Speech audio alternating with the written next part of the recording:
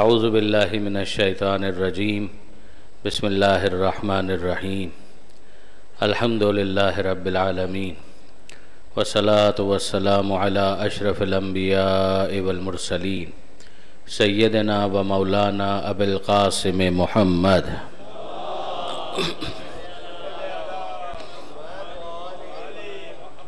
واہل بیتہ الطیبین الطاہرین المعصومین المظلومین المنتجبین المنتخبین المیامین لا سیما علی الامام المنتظر والحجة الثانی عشر الذین اذهب اللہ عنہم الرجس وطہرہم تطہیرا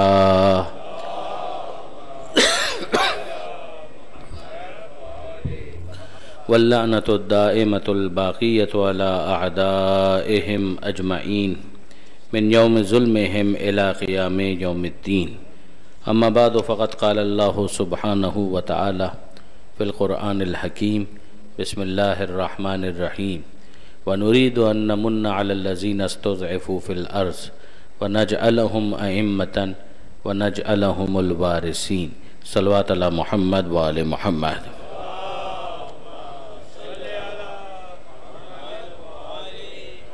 برادران عزیز و خاران محترم، براہ راست ہم اپنے موضوع پر چلتے ہیں. سورہ قصص 28واں سورہ قرآن مجید کا، 88 آیتیں، مکی سورہ اور تواسین کا آخری سورہ. یہ باتیں کل ہو چکی کہ 3 مسلسل سورے آپ کو نظر آئیں گے، 26واں، 27واں اور 28واں، کہ جن کے آغاز میں آپ کو تاسین ضرور نظر آئے گا. تو یہ اسی سلسلے کا سورہ ہے. تواسین اس کو مجموعی طور پر کہا جاتا ہے. حروف مقطعات کے حوالے سے بھی کل گفتگو ہو چکی جتنی ضرورت تھی. آگے پروردگار عالم نے یہ ارشاد فرمایا کہ تلک آیات الکتاب المبین، یہ روشن کتاب کی آیتیں ہیں. اور ہم اس کے اندر کیا بیان کرنے چاہ رہے ہیں؟ نتلو علیک من نبأ موسیٰ و فرعون بالحق. ہم آپ کے سامنے موسیٰ اور فرعون کی جو داستان ہے اس میں سے ایک حصہ، اس کا کچھ آپ کے سامنے بیان کر رہے ہیں. مگر جو کچھ ہم بیان کر رہے ہیں وہ برحق ہے، اس میں باطل کی کوئی آمیزش نہیں ہے، کسی قسم کی کوئی فیبریکیشن نہیں ہے. جو واقعیت تھی، جو حقیقت تھی، وہی ہم آپ کے سامنے بیان کر رہے ہیں. کس لیے بیان کر رہے ہیں؟ لقوم یؤمنون، ان لوگوں کے لیے جو ایمان رکھتے ہیں، یعنی وہی اس سے نفع حاصل کرنے والے ہیں، وہ اس سے فائدہ اٹھانے والے ہیں. ظاہر ہے کہ جو حالات مکہ میں اس زمانے میں پریویل کر رہے تھے، ان حالات سے مقابلہ کرنے کے لیے، ان کو کمبیٹ کرنے کے لیے ماضی کا ایک ریفرنس دیا جا رہا ہے کہ دیکھو وہ قوم بھی پرسیکیوشن کا شکار تھی، اور پھر کس طرح سے موسیٰ علیہ السلام ان کے درمیان مبعوث برسالت ہوئے، اور پھر کس طریقے سے وہ فرعون کے مقابلے میں ان کو نجات دلا کر لے گئے. اب پروردگار عالم نے بیان کیا کہ ان فرعون علا فی الارض، کہ یقیناً فرعون وہ زمین میں تکبر کرنے لگا، سرکشی کرنے لگا. کل اس پر بات ہوئی تھی کہ اگر آپ قرآن مجید کو دیکھیں تو بڑے گناہ جو پروردگار عالم نے گنوائے ہیں ان میں ایک تکبر ہی ہے، کہ جس کے بعد انسان دوسروں کو ڈیگریڈ کرتا ہے. میں نے کل بھی یہ گزارش کی تھی، میں تاکید کرتا ہوں، ڈر یہی لگتا ہے کہ ایسا نہ ہو کہ ایک بات کو سمجھتے سمجھتے ہم دوسری ایکسٹریم کی طرف چلے جائیں. جیسے مثال کے طور پر سخاوت بہت اچھی چیز ہے، لیکن ساتھ ہی ساتھ آپ کو ملے گا بچت، تو بچت بھی بہت اچھی چیز ہے. بچت کا مطلب ہے بچا لینا، سخاوت کا مطلب ہے خرچ کرنا. مگر آپ غور کیجئے کہ ان دونوں کو آپ درمیان میں رکھیں گے، ایکسٹریمز پر آپ کس کو لے جائیں گے؟ سخاوت سے اگر ایک انسان آگے نکل جائے تو وہاں پر پھر وہ اسپینڈ تھرفٹ بنتا ہے، پھر وہ فضول خرچ بنتا ہے. یہ بھی پروردگار عالم کو پسند نہیں ہے، بلکہ اس کو بھی گناہ کبیرہ میں شمار کیا گیا کہ انسان اسراف کرنے والا بن جائے. دوسری طرف اگر آپ دیکھیں تو بچت یہ اچھی چیز ہے، مگر اس سے اگر ایک انسان ایکسٹریم پر چلا جائے تو پھر وہ بنتا ہے مائزر، پھر وہ بنتا ہے کنجوس، پھر وہ بنتا ہے بخیل. یہ بھی خدا کو پسند نہیں ہے.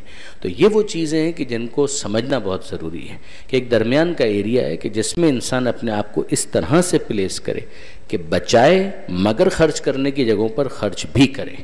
اتنا خرچ کرے کہ جنرس کہلائے، سخی کہلائے خدا کی نظر میں، مگر اتنا خرچ نہ کرے کہ اسپینڈ تھرفٹ کہلائے، مسرف کہلائے. اور اتنا بچائے کہ وہ یقیناً سمجھدار کہلائے، لیکن ایسا نہ بچائے کہ جس کے بعد بخیل کہلائے، کنجوس کہلائے. بالکل اسی طریقے سے ایک انسان ہے، وہ اگر اپنی عزت نفس کا خیال رکھتا ہے، پروردگار عالم کو یہ پسند ہے کیا وہ عاجزی اور انکساری کا مظاہرہ کرے؟ جی ہاں، اسے ہمبل ہونا چاہیے. یہ دونوں درمیان میں آئیں گے کہ عاجز ہو، ہمبل ہو، ڈاؤن ٹو ارتھ ہو. لیکن ڈاؤن ٹو ارتھ ہونے کا یہ مطلب نہیں ہے کہ وہ اپنی ذلت پر راضی ہو جائے، کہ کوئی بھی اس کو ذلیل کرے اور وہ اپنی تذلیل اور ہیوملیشن کے اوپر راضی ہو جائے. یہ وہ ایکسٹریم آ گیا کہ جو پسندیدہ نہیں ہے. دوسری طرف اگر آپ دیکھیں تو سیلف اسٹیم یہ پسندیدہ ہے، انسان اپنی عزت نفس کا خیال رکھے، مگر یہ سیلف اسٹیم کے نام پر اس ایکسٹریم پر نہ چلا جائے کہ جہاں پر ایروگنس اس کا کردار بن جائے. یہ اخلاق کی وہ صفت ہوگی جو کبھی بھی پسندیدہ نہیں کہلا سکتی. تو ایروگنس نہیں چاہیے، سیلف اسٹیم چاہیے. ہیوملیشن نہیں چاہیے، مگر ڈاؤن ٹو ارتھ ہونا یہ چاہیے.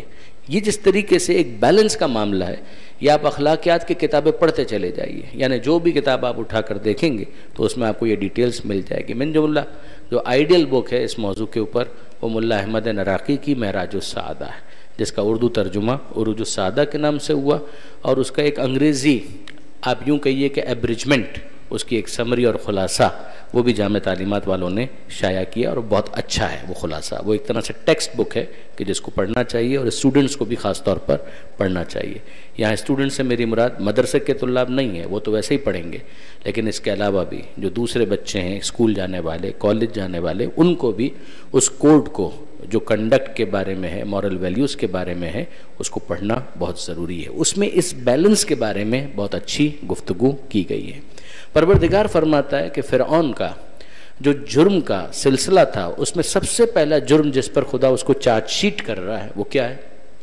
ان فرعون علا فی الارض، کہ فرعون زمین میں بڑا بن بیٹھا، وہ مغرور تھا، متکبر تھا. وجعل اہلہا شیعا، اور اس نے وہاں کے رہنے والوں کو مختلف گروہوں میں تقسیم کر دیا. اب ظاہر ہے کہ گروہوں میں تقسیم ہونا ایک تو ہوتا ہے شناخت کے لیے، اس میں کوئی پرابلم نہیں ہے. غور کیجئے گا اس بات کے اوپر کہ مثال کے طور پر ہم کہیں کہ یہ ایک کمیونٹی سے تعلق رکھتا ہے، وہ اس کمیونٹی سے تعلق رکھتا ہے، اس میں کوئی پرابلم نہیں. اس کا رنگ یہ ہے، اس کا رنگ یہ ہے، اس میں بھی کوئی پرابلم نہیں ہے. یہ شناخت کے، آئیڈینٹیٹی کے مختلف طریقے ہیں. اسی لیے وہ آیت جو سورہ حجرات کی ہے اس میں بھی اگر آپ دیکھیں گے نا، جہاں پر تقوی کی بات کی گئی تو وہاں پروردگار عالم نے کیا کہا کہ یا ایھا الناس انا خلقناکم من ذکر و انثی، اے انسانوں ہم نے تم کو پیدا کیا ایک مرد اور ایک عورت سے، اور ہم نے تم کو مختلف قبیلوں کے اندر، ٹرائبز میں، کمیونٹیز میں ہم نے تم کو رکھا. کس لیے؟ لتعارفوا، تاکہ تم آپس میں ایک دوسرے سے انٹروڈیوس ہو سکو، تم تعارف کروا سکو. نام کس لیے ہوتا ہے؟ ورنہ تو ہم سب اللہ کے بندے ہیں، لیکن ایسا تو نہیں ہوتا کہ ہم میں سے کسی کا کوئی نام ہی نہ ہو. نام ہوتا ہی اس لیے کہ دوسرے سے ڈسٹنگوش کیا جا سکے. ایک ڈسٹنگوش کرنے کے لیے جو بھی آپ پیرامیٹر رکھیں گے وہ انٹروڈکشن بن جائے گا، وہ تعارف بن جائے گا. آپ کہتے ہیں اوڑکھان پاڑو، یعنی کیا مطلب؟ بتاؤ کہ جس کے ذریعے سے میں اپنے ذہن کے اندر ریکلیکٹ کر سکوں کہ آپ کون ہیں، کیا بیک گراؤنڈ ہے، آپ کے ماں باپ کون ہیں، کس علاقے سے تعلق ہے، آپ کی زبان کیا ہے، آپ کا رنگ کیا ہے. یہ تمام تر چیزیں انسان کے تعارف کا ذریعہ بنتی ہیں. اس پر اسلام کو کوئی اعتراض نہیں. Be very clear on this point. Communities میں ہونے پر، ٹرائبز میں ہونے پر، قبیلے میں ہونے پر اسلام کو کوئی اعتراض نہیں.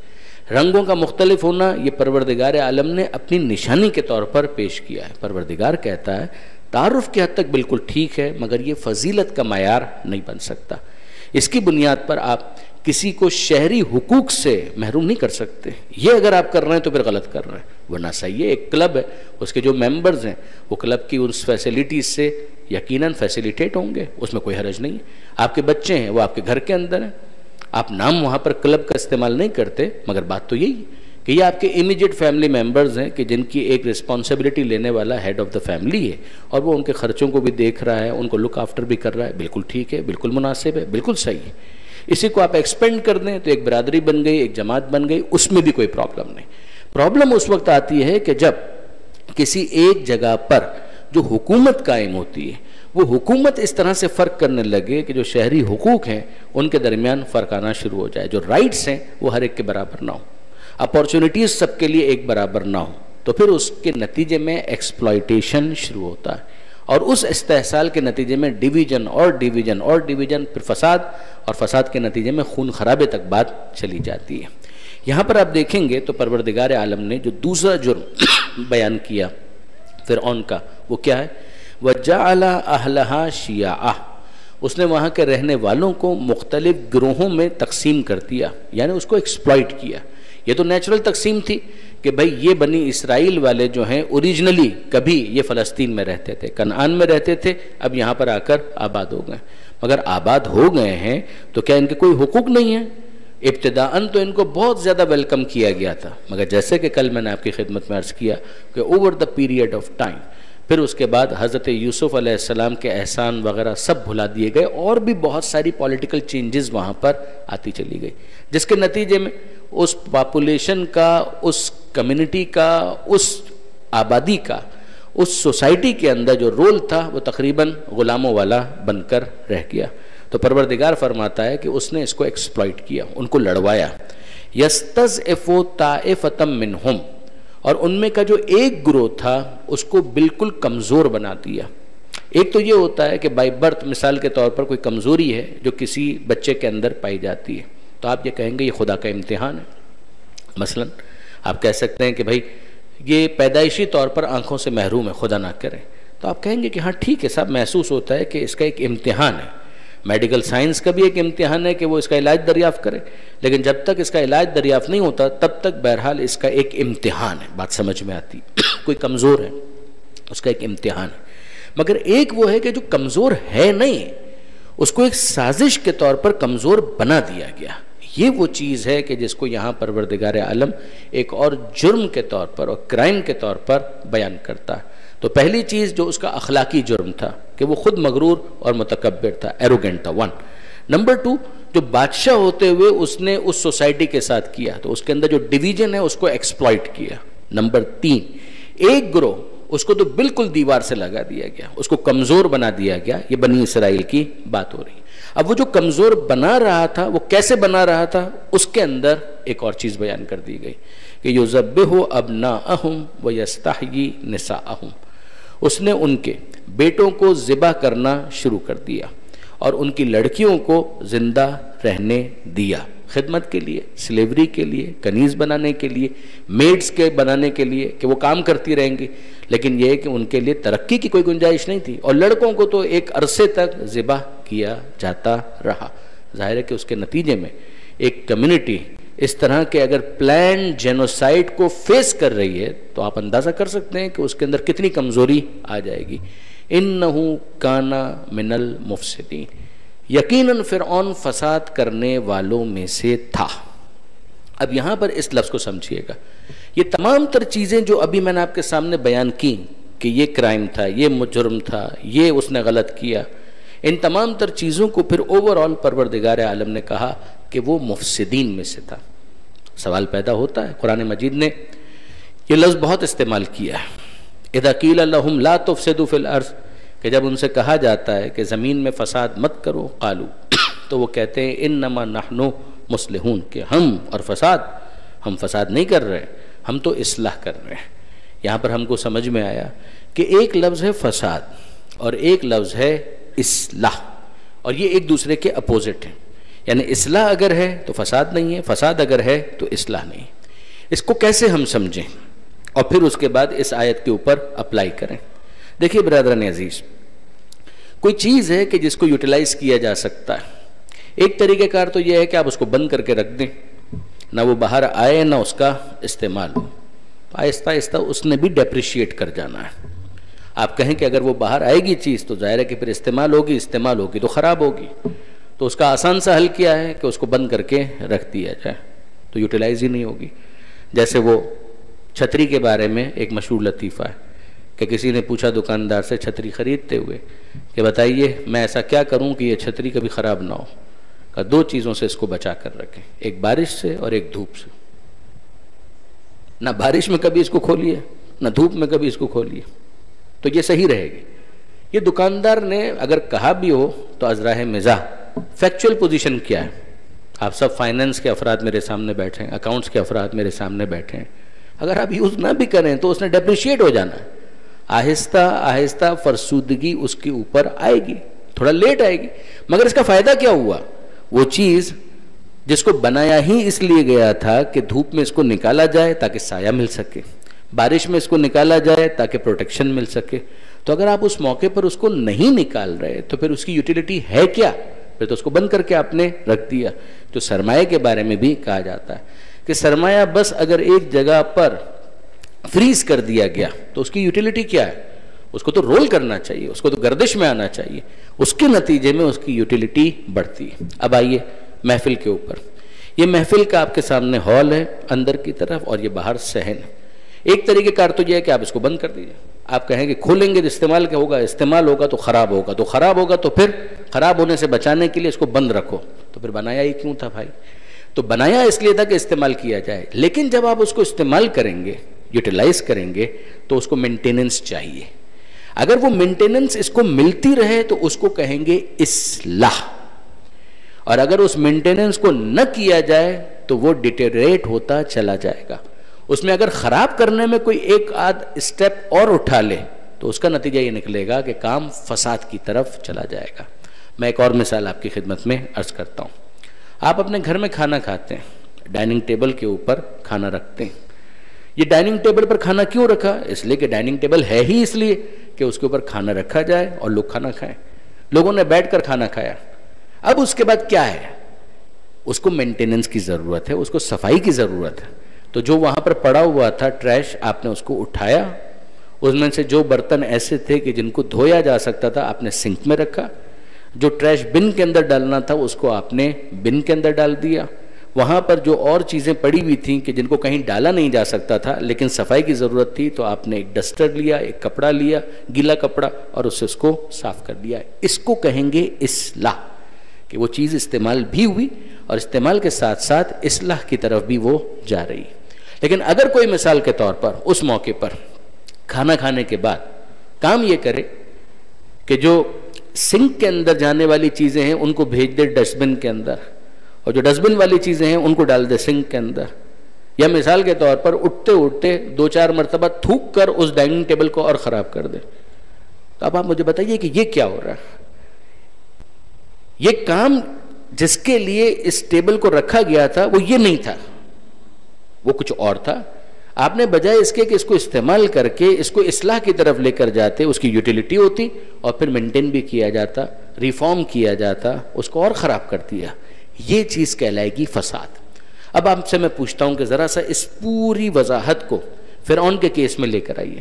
پروردگار عالم نے ہم کو ایک نفس دیا ہے, پروردگار عالم نے ہم کو ایک نفس دیا ہے. اس نفس کے حوالے سے ہماری ایک ذمہ داری ہے کہ ہم اپنے دل کے اندر, اپنے نفس کے اندر پاکیزہ اخلاق کو پروان چڑھائیں, ان کی آبیاری کریں. ان کے اندر وہ ساری چیزیں آتی ہیں, تواضع, انکساری. لیکن اگر ایک انسان متکبر بن جائے تو وہ کیا کر رہا ہے؟ یہ فساد ہے. اس لیے کہ آپ کو نفس اس لیے نہیں دیا گیا تھا. یاد کریں وہ سورہ شمس کی آیت جو آپ نے بار بار سنی ہوگی, وَنَفْسٌ وَمَا سَوَّاهَا فَأَلْهَمَهَا فُجُورَهَا وَتَقْوَاهَا. نفس کی قسم, ہم نے اس کے اندر کتنی عمدگی کے ساتھ تصویہ کو ایجاد کیا, ایک بیلنس رکھا, پروپورشن رکھا. فَأَلْهَمَهَا فُجُورَهَا وَتَقْوَاهَا. ہم نے اس کے اندر فجور کو بھی رکھ دیا, ہم نے اس کے اندر تقوی کو بھی رکھ دیا. فجور جو گناہ کی طرف لے جائے, تقوی جو نیکی کی طرف لے جائے. قد افلح من زکاہا, کامیاب ہوا وہ کہ جس نے اس کو پاک کیا. یعنی یہ ہم نے آپ کو پزل دیا تھا, آپ کو اس کو سالو کرنا تھا. سالو کیا کرنا تھا؟ کہ تقوی کو ڈومیننٹ کرنا تھا, اور وہ جو فجور ہے اس کو کنٹرول میں لانا تھا. آپ لائے یا نہیں لائے؟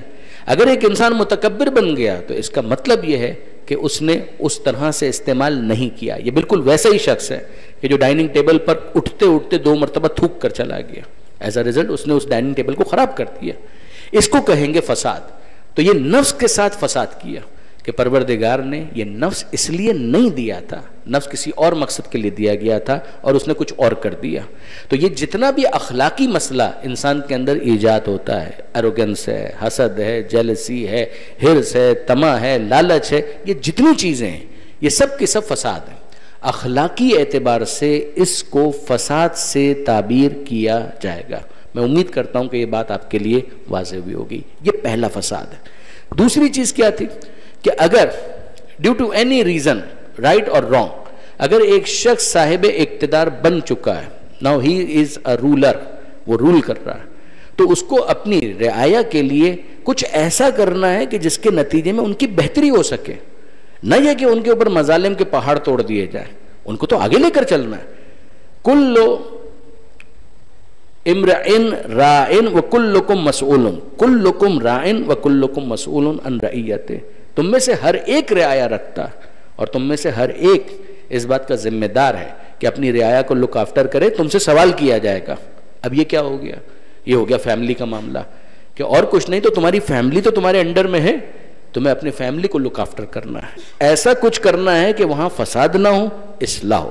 اب اگر ایک شخص ہے، اس کے پاس بڑی فیملی ہے، ایز اے ریزلٹ وہ رولر ہے، تو جتنے افراد اس کی مملکت میں ان کی بیٹرمنٹ کے لیے وہ کیا کر رہا ہے، اگر وہ واقعاً ان کو بہتری کی طرف لے جا رہا ہے تو یہ اصلاح ہے.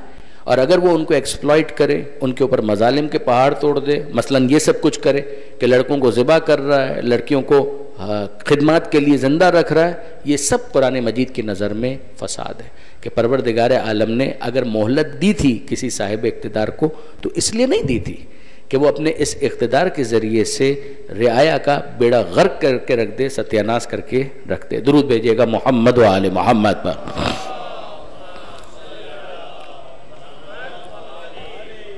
تو اب ذرا سا دیکھیے گا کہ ان فرعون علا فی الارض، کہ فرعون وہ زمین میں بڑا بن بیٹھا، اخلاقی فساد. وجعل اہلہا شیعا، اور اس نے وہاں کے رہنے والوں کو گروہوں میں تقسیم در تقسیم کر کے لڑوایا. یستضعف طائفۃ منہم، اور ایک گروہ اس کو تو بالکل ہی کمزور کر کے رکھ دیا. یذبح ابناءہم، ان کے بیٹوں کو ذبح کرتا تھا. ویستحیی نساءہم، اور ان کی لڑکیوں کو زندہ رہنے دیتا تھا. کنکلوڈ کس طرح کیا پروردگار نے کہ انہو کان من المفسدین، یقیناً فرعون مفسدوں میں سے تھا، فساد کرنے والوں میں سے تھا. وَنُرِيدُ، یہ تو وہ کر رہا تھا، اور ہم کیا چاہتے تھے اور ہم کیا چاہتے ہیں. جو عربی زبان کا ذوق رکھتے ہیں وہ جانتے ہیں کہ یہاں پر صیغہ مضارع استعمال ہوا ہے، یعنی پروردگار عالم ایک واقعے کو بیان کر رہا ہے اور اس واقعے کے ضمن میں اس ظالم کے فساد کو ڈسکس کرتے ہوئے اپنی ایک پرماننٹ پالیسی ہے کہ جس کو اناؤنس کر رہا ہے. پروردگار فرما رہا ہے وہ یہ کر رہا تھا، ہم یہ چاہتے تھے، ہم یہ چاہتے ہیں، ہم یہ چاہتے رہیں گے. اور وہ ہم کیا چاہتے رہیں گے؟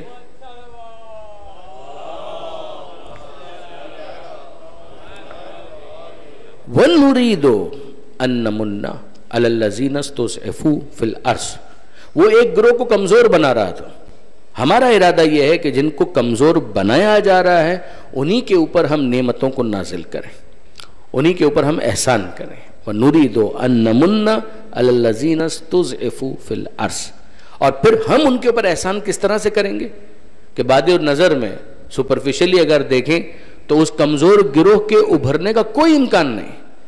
ان کو تو بالکل زمین سے لگا دیا گیا، لیکن نہیں، ہمارا ارادہ یہ ہے کہ ہم ان کے اوپر احسان کریں. اور ہم کس طرح سے احسان کریں گے؟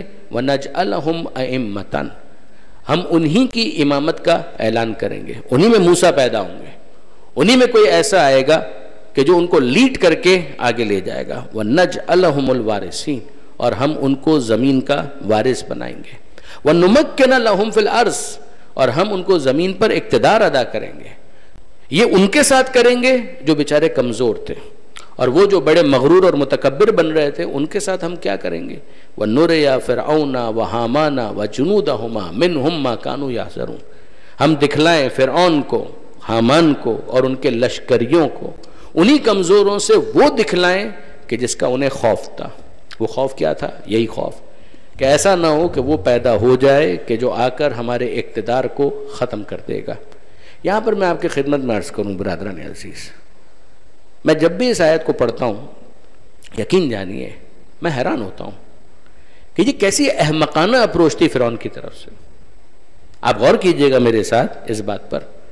وہ فرعون کو خطرہ کیا ہے؟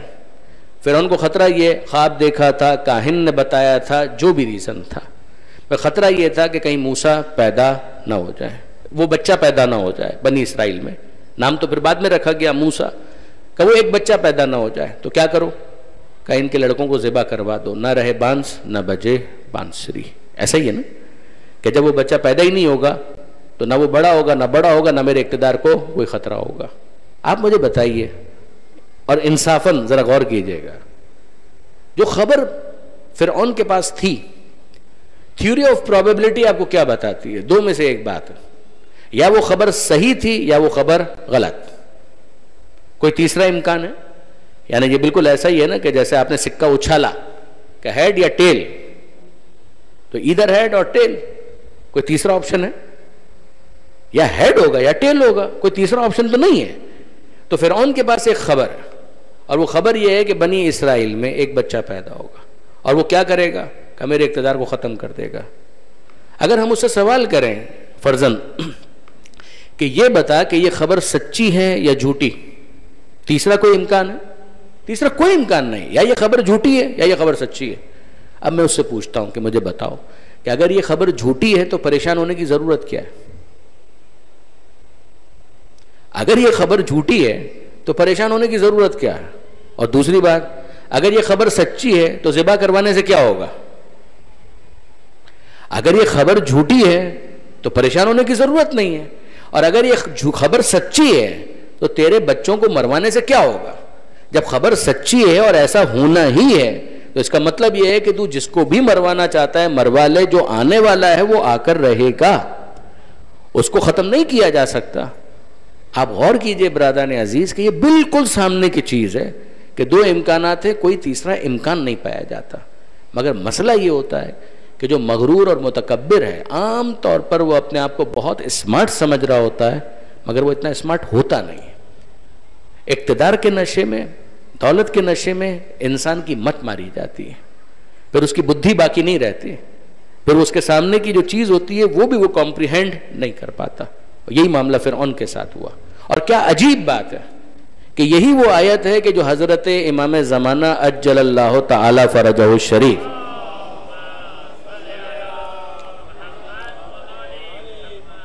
حضرت نے اس دنیا میں آنے کے بعد جو پہلی آیت تلاوت کی ہے وہ یہی ہے کہ وَنُرِيدُ أَن نَّمُنَّ عَلَى الَّذِينَ اسْتُضْعِفُوا فِي الْأَرْضِ وَنَجْعَلَهُمْ أَئِمَّةً وَنَجْعَلَهُمُ الْوَارِثِينَ۔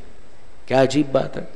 اگر آپ کو یاد ہو، میں نے تھوڑی دیر پہلے کہا تھا کہ صیغہ مضارع کہ پروردگار عالم ایک واقعے کے ضمن میں صرف ماضی کی ایک خبر نہیں دے رہا، پہلے بیان کیا کہ ہم یہ ساری چیزیں کیوں تلاوت کر رہے ہیں، لِقَوْمٍ یُؤْمِنُونَ، صاحبان ایمان کے لیے، وہ فائدہ اٹھانے والے ہیں۔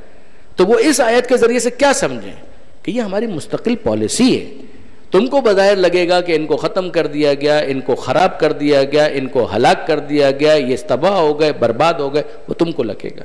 مگر ہم سے پوچھو کہ ہمارا ارادہ کیا ہے؟ ہمارا ارادہ یہ ہے کہ جن کو اس طرح سے مستضعف بنایا جائے، کمزور بنایا جائے، ہم ان کے اوپر احسان کریں، ہم ان کے ساتھ نیکی کریں، ہم ان کو اٹھائیں جن کو گرایا جا رہا ہے، جن کو دیوار سے لگایا جا رہا ہے۔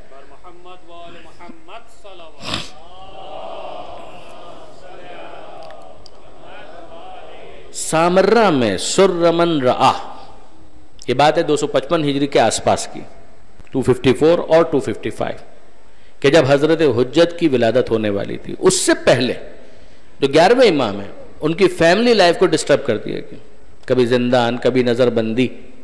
کہ فیملی لائف کو کیوں ڈسٹرب کیا جا رہا ہے؟ کہ خاندان تشکیل نہ پا سکے، فیملی نہ بن سکے۔ کہ کیوں؟ کہ بادشاہ نہیں چاہتا کہ وہ اس دنیا میں آئے۔ بادشاہ کو پرابلم کیا ہے؟ کہ پیغمبر کہہ کر گئے ہیں کہ 12واں جو ہوگا وہ ظالموں کی ظلم کی حکومت کو ختم کر دے گا۔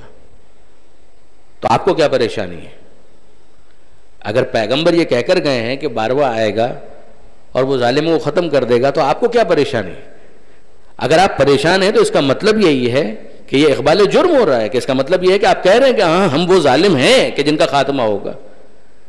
ایک تو یہ کنفیشن ہے، نمبر 1۔ نمبر 2، پیغمبر اکرم نے یہ کہا، یعنی فرعون کے کیس میں اگر آپ دیکھیں تو وہاں پر تو مثلا خواب تھا، کاہن کی خبر تھی، یہاں تو پیغمبر کی خبر ہے۔ تب آپ بتائیے کہ آپ ان کو پیغمبر مانتے یا نہیں مانتے؟ اگر آپ پیغمبر ہی نہیں مانتے تو اس خبر کے حوالے سے آپ کو پریشان ہونے کی ضرورت کیا ہے؟ کہا کہ نہیں مانتے ہیں، پیغمبر تو مانتے ہیں، ورنہ مسلمان کیسے رہیں گے؟ کہ اگر آپ پیغمبر مانتے ہیں اور آپ یہ بھی جانتے ہیں کہ 11 آ چکے ہیں اور 12ویں نے آنا ہے، تو اگر پیغمبر کہہ کر گئے ہیں اور خبر سچی ہے تو یہ سب کچھ کرنے سے کیا ہوگا؟ فرعون کے قتل کرنے کے باوجود موسیٰ آ گئے اور بنو عباس کی پابندیوں کے باوجود مہدی آ گئے۔ تو یہ تو نہیں ہو سکتا کہ اگر ایک چیز پروردگار عالم نے، جس کو کہا جائے تقدیر مبرم، تقدیر حتمی، جو پروردگار نے طے کیا ہے، تو کیا انسانوں کی کوششوں سے اس حتمی فیصلہ پروردگار کو ریورس کیا جا سکتا ہے؟ Is it possible? Not at all, نہیں ہو سکتا۔ خدا نے طے کیا ہے قیامت آئے گی، تو انسان اپنی ساری قوتیں صرف کر دے کہ نہیں ہم قیامت کو نہیں آنے دیں گے، تو ان کوششوں کا کیا حاصل ہے؟ خدا نے یہ طے کیا ہے کہ قیامت سے پہلے مہدی آئیں گے، تو لوگوں کی کوششوں کا کیا حاصل ہے؟ اگر وہ نہ چاہیں تو ان کے نہ چاہنے سے کیا ہوتا ہے؟ کیا فرعون کے نہ چاہنے کی وجہ سے موسیٰ نہیں آئے؟ یہ وہ میسج ہے کہ جو یہاں پر بہت ہی طاقت کے ساتھ موجود ہے، اگر کوئی اس کو سمجھنا چاہے۔ درود بھیجیے گا محمد و آل محمد پر۔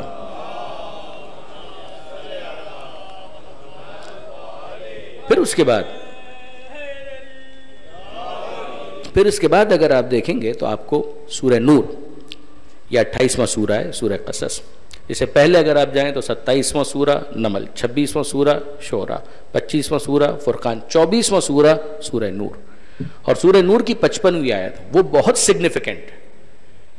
یعنی اس آیت کو آپ نے سنا جس کے ذیل میں نے گزارش کی کہ پروردگار نے اپنی مستقل پالیسی کو بیان کیا۔ اب اس امت کے بارے میں پروردگار عالم کیا کہتا ہے؟ سورہ نور 24واں سورہ آیت نمبر 55، وعد اللہ الذین آمنوا منکم وعملوا الصالحات، اللہ کا وعدہ ہے تم میں سے ان کے ساتھ کہ جو ایمان لائے اور جنہوں نے عمل صالح انجام دیا۔ سب کے ساتھ نہ، منکم، ان میں سے کچھ کے ساتھ۔ وعد اللہ، اللہ نے وعدہ کیا ہے کن کے ساتھ؟ جو ایمان لائے۔ سارے ایمان لانے والوں کے ساتھ کا نہ، منکم، تم میں سے کچھ ہیں ایسے کہ جن کے ساتھ اللہ کا یہ وعدہ ہے، وہ ایمان بھی رکھتے ہیں اور عمل صالح بھی انجام دیتے ہیں۔ وہ کچھ ایسے ہیں کہ جن کے ساتھ اللہ کا وعدہ ہے، اور وہ وعدہ کیا ہے؟ لَيَسْتَخْلِفَنَّهُمْ فِي الْأَرْضِ، کہ وہ انہیں زمین میں خلیفہ بنائے گا۔ كَمَا اسْتَخْلَفَ الَّذِينَ مِنْ قَبْلِهِمْ، ویسے ہی بنائے گا کہ جیسے ان سے پہلے بھی پروردگار عالم نے اس کام کو انجام دیا تھا۔ وَنُمَكِّنَ لَهُمْ فِي الْأَرْضِ، ان کو زمین پر اقتدار دے گا اور ان کو اس دین کے اوپر اقتدار دے گا کہ جس سے خدا راضی ہے، دینہم الذی ارتضی، کہ جس سے خدا راضی ہے، اور بعد اس کے ان کے خوف کو امن سے تبدیل کر دے گا۔ اب آپ ذرا دیکھیے یہاں پر خدا کی وہ پالیسی اور پروردگار عالم کا اس آیت کے اندر براہ راست خطاب، پوری زمین کے اوپر اقتدار جو فائنلی ہونا ہے وہ اسی وقت ہونا ہے کہ جب امام زمانہ عجل اللہ تعالی فرجہ الشریف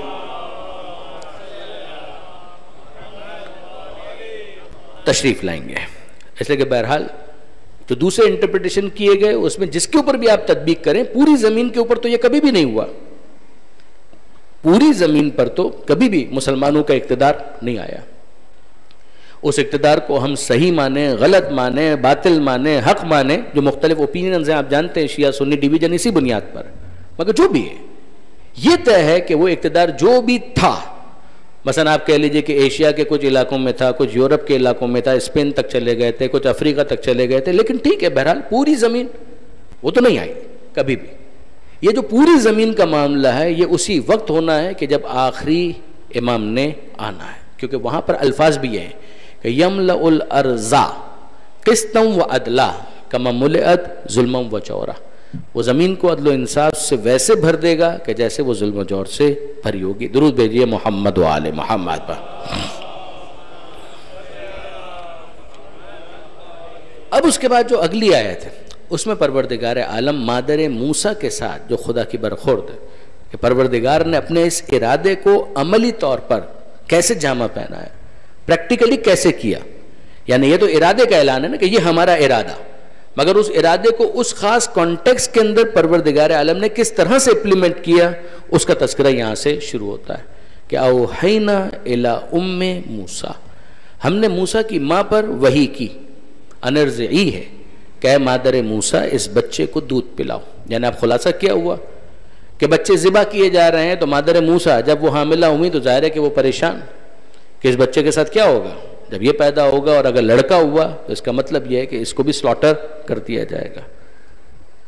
پروردگار عالم نے ولادت کے بعد جب وہ بچہ پیدا ہوا اور جناب مادر موسیٰ علیہ السلام ان کے دل میں ایک خوف کہ کیا ہوگا میرے بچے کے ساتھ، پروردگار کہتا ہے ہم نے وحی کی مادر موسیٰ پر، اوحینا الی ام موسیٰ، اور وہ وحی کیا تھی کہ تم اس بچے کو دودھ پلاؤ، یعنی اس کو لک آفٹر کرو، اور پھر اس کے بعد کیا کرو، فَإِذَا خِفْتِ عَلَيْهِ، اور جب تمہیں اس کے بارے میں خوف محسوس ہو کہ یہ لوگ آئیں گے اور اس کو ذبح کر دیں گے، تو پھر تم کیا کرو، فَأَلْقِيهِ فِي الْيَمِّ، تو اس بچے کو دریا میں ڈال دو، فَأَلْقِيهِ فِي الْيَمِّ، اس بچے کو دریا کی موجوں کے حوالے کر دو۔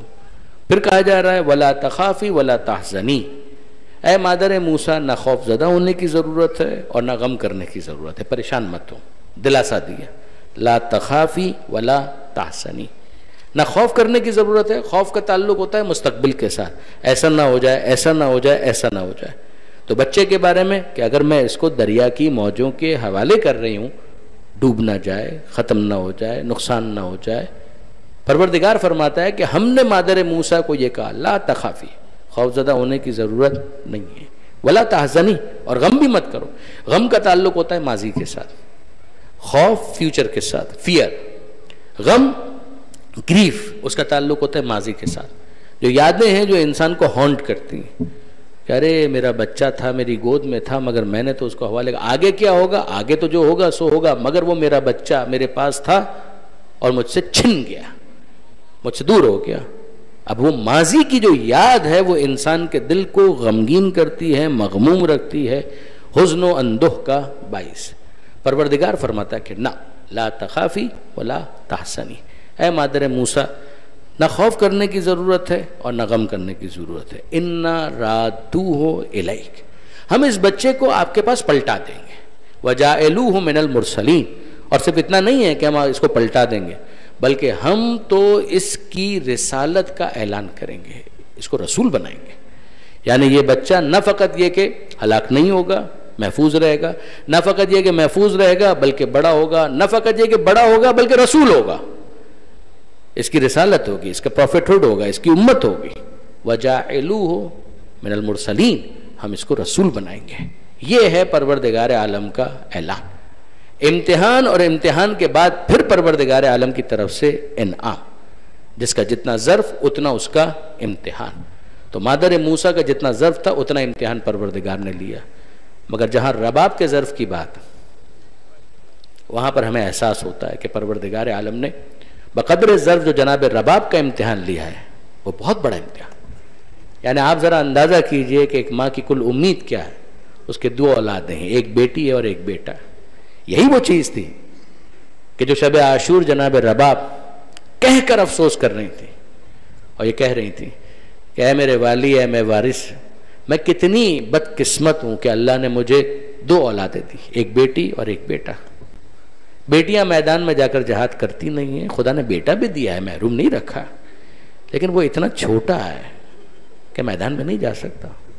اے کاش کہ میرا اصغر اس قابل بھی ہوتا کہ میں اسے گھٹنیوں کے بل چلا کر کربلا کے میدان میں بھیج سکتی، تو میں اس طرح سے بھی اس مجاہد اصغر کو میدان میں بھیجتی، مگر ہائے میں کیا کروں، میرا اصغر تو ابھی اس قابل بھی نہیں۔ علماء کہتے ہیں کہ اس وقت جناب امام حسین نے تو جو جواب دیا ہوگا، لیکن یہ کہ بہرحال ہم اگر ہوتے تو ایک جملہ ضرور کہتے کہ شہزادی آپ اپنے بچوں کے جہاد کے حوالے سے پریشان ہیں، ارے آپ کے دونوں بچے تو وہ جہاد کرنے والے ہیں کہ بڑے وہ جہاد نہیں کر سکتے جو ان بچوں نے انجام دیا۔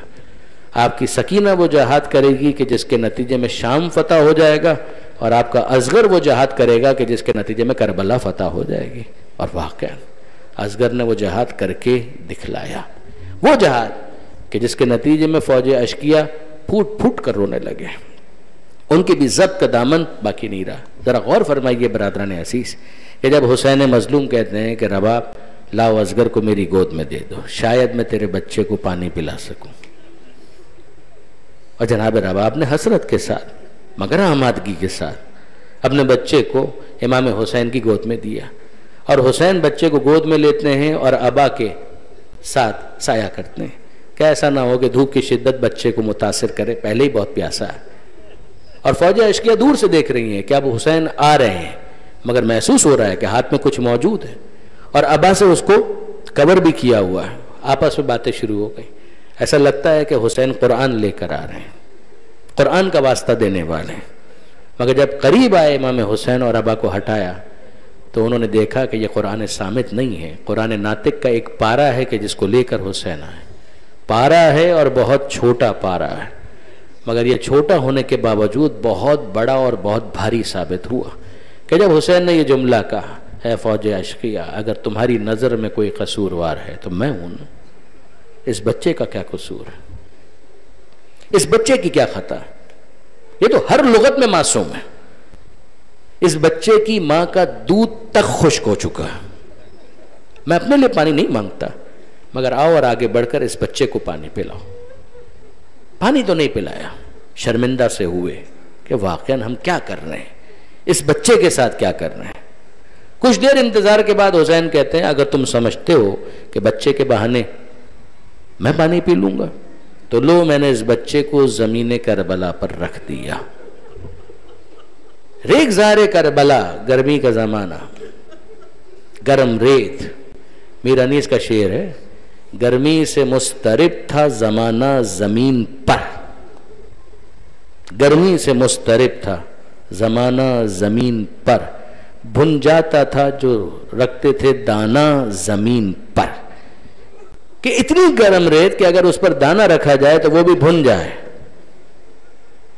اس گرم زمین پر علی اصغر رہے اور کچھ دیر تک رہے. کسمساتے رہے، مچلتے رہے، کبھی دائیں کبھی بائیں. فوج اشقیہ دیکھ رہی ہے مگر پانی کوئی نہیں پلاتا. اور اب حسین مظلوم اس بچے کو پھر اپنی آغوش میں لیتے اور فوج کو مخاطب کر کے کہتے ہیں تم نے تو پانی نہ پلایا. اے میرے لال علی اصغر، تم بھی تو حجت خدا ہو، اب تم بتاؤ کہ تم کتنے پیاسے. بچہ سماعت کے ذریعے سمجھا یا اشاروں سے سمجھا یا دل کو دل سے راہ ہوتی ہے، حسین کا پیغام قلب اصغر تک منتقل ہوا. اور اب علی اصغر نے اپنا رخ کیا فوج اشقیہ کی طرح اور اپنی سوکھی ہوئی زبان باہر نکالی اور سوکھے ہوئے ہونٹوں پر پھراتے جاتے ہیں. یہ منظر دیکھنا تھا کہ فوج اشقیہ میں تلاطم برپا ہو گیا، دھاڑے مار مار کر رونے لگے، مگر کسی نے پانی اس وقت بھی نہیں پلایا. ایسے موقع پر حرملہ کو مخاطب کر کے عمر سعد نے کہا یا حرملہ اقطع کلام الحسین، اے حرملہ اب انتظار کی ضرورت نہیں ہے، حسین کے کلام کو قطع کر دے، حسین کے بیان کو روک دے. اور روکنے کے لیے اس نے کیا کیا، وہ 3 بھال کا تیر کمان میں جوڑا کہ جس کی توصیف میں یہ کہا جاتا ہے کہ یہ تیر جو 3 بھال کا ہوتا ہے گھوڑے کی گردن کو توڑنے کے لیے استعمال ہوتا ہے. کہاں گھوڑے کی گردن، کہاں اصغر کا ننھا نرم گلا. مگر اب جب کمان میں تیر کو جوڑ کر رہا کیا ہے تو مقتل کے الفاظ ہیں فَتَقَلَّبَ الصَّبِيُّ عَلَى يَدَيْ الْإِمَامِ، کہ وہ بچہ باپ کے ہاتھ پر منقلب ہو گیا. اور جب منقلب ہو گیا تو حسین مظلوم نے علی اصغر کے گلے کے ساتھ اپنے چلو کو متصل کر دیا.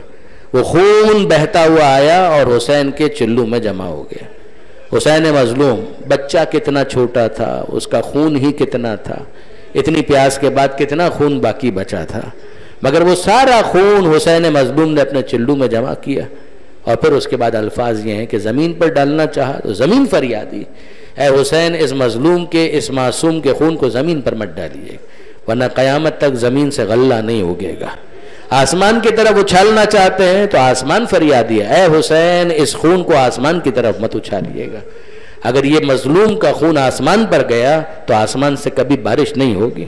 اب حسین اس خون کے ساتھ کیا کرے، اپنے چہرے پر مل کر کہتے ہیں، اپنے چہرے پر مل کر کہتے ہیں میں اسی طرح اپنے جد مصطفیٰ سے ملاقات کروں. گویا یہ کہنا چاہتے ہیں اے نانا یہ ہے امت کا تحفہ، یہ ہے اجر رسالت جو ادا کیا گیا. اور پھر اس کے بعد آہستہ آہستہ آگے بڑھتے ہیں، 7 مرتبہ آگے بڑھتے ہیں، 7 مرتبہ پیچھے ہٹتے ہیں. اضطراب کس بات کا ہے؟ نفس مطمئنہ کو کا اور کوئی اضطراب نہیں، بس اتنی سی بات ہے کہ ماں کو کیسے بتائیں. میں یہ کہہ کر لے گیا تھا کہ شاید میں اس بچے کو پانی پلا سکوں. اب میں رباب سے کہوں تو کیا کہوں؟